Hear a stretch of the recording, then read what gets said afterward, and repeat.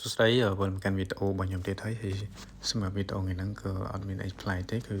ខ្ញុំមកធ្វើការបង្ហាញក៏ដូចជាមកនិយាយប្រាប់នៅទូនាទីអ្វីដែលបុគ្គលិកសំខាន់ទៅធ្វើអនុវត្តជាប្រចាំមែនតើទៅទូនាទីជាបុគ្គលិកធនាគារវាមិនពិបាកពេកហើយក៏មិនស្រួលពេកទេប៉ុន្តែទាមទារឲ្យយើងមានការអត់ធ្មត់នឹងចំពោះការងារហ្នឹងហើយអ្វីដែលសំខាន់គឺយើងត្រូវអភិវឌ្ឍនឹងការសិក្សារៀនជាប្រចាំហើយចំពោះឧបសគ្គវិញគឺយើងមានដែរបន្តិចតួចយើងមានជា team ហើយសម្រាប់នៅក្នុងការជជែកនិងការដោះស្រាយសម្រាប់ពេលដែលយើងមានបញ្ហាអីមួយហើយដោយតែបងប្អូនបានឃើញអញ្ចឹងហើយគឺការចុះនៅក្នុងមូលដ្ឋានគឺមានផលលំបាកដោយសារខែហ្នឹងខែភ្លៀងអញ្ចឹងយើងអាចប្រឈមនឹងការភ្លៀងអញ្ចឹងការធ្វើដំណើរពាក់ព័ន្ធនឹងចុះជួបអតិថិជនក៏ជាឧបសគ្គសម្រាប់យើងប៉ុន្តែមិនធ្វើអីទេព្រោះយើងអាចធ្វើការនៅអនឡាញតាមរយៈទូរស័ព្ទអីបានទៀតអញ្ចឹងសកម្មភាពនេះនៅជាប់ផ្លូវភ្លាមមិនទាន់យ៉ាងប៉ុន្តែយើងអាចតាក់ទងភ្ញៀវយើងតាមរយៈលេខទូរស័ព្ទមួយចំនួនយើងអាច call chat បានតែខ្ញុំឃើញមានការលើកឡើងមួយរយៈក្រោយដូចជានិយាយទៅលក្ខណៈចាញ់ផ្សាយឬក៏ផ្អាប់បន្ទោអីតាមបុគ្គលិកធនាគារគាត់ពិបាកប៉ុន្តែសម្រាប់ខ្លួនខ្ញុំមួយនៅក្នុងវិស័យធនាគារ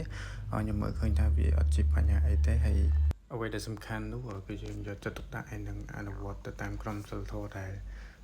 ខាងក្រុមហ៊ុនដែលបានកំណត់ហ្នឹងទៅហើយយើងព្យាយាម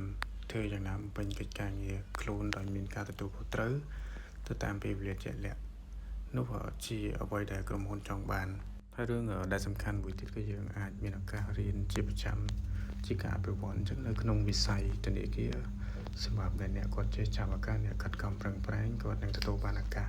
ល្អៗជាច្រើនទៀតជាសម្រាប់បងប្អូនដែលគាត់មានឱកាសរៀននៅថ្នាក់សាកលវិទ្យាល័យឆ្នាំទី1ក្តីឆ្នាំទី2ក្តី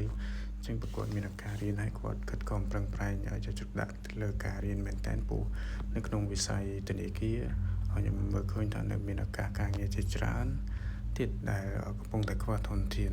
អញ្ចឹងហើយសម្រាប់បងប្អូនដែលគាត់កំពុងតែបន្តការសិក្សាគាត់មិនទាន់មានបទពិសោធន៍ការងារអីបងប្អូនអាចដាក់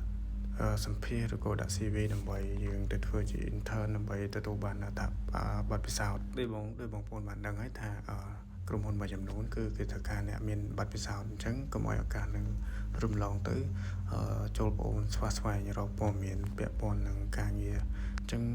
យើងកុំរងចាំចំណាយពេលអត់ប្រយោជន៍យើងរៀនបដៅទៅការងារបដៅហើយសម្រាប់បងប្អូនដែលគាត់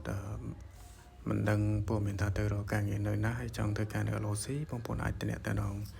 តាមរយៈ page របស់ខ្ញុំក៏បានដែរអរគុណ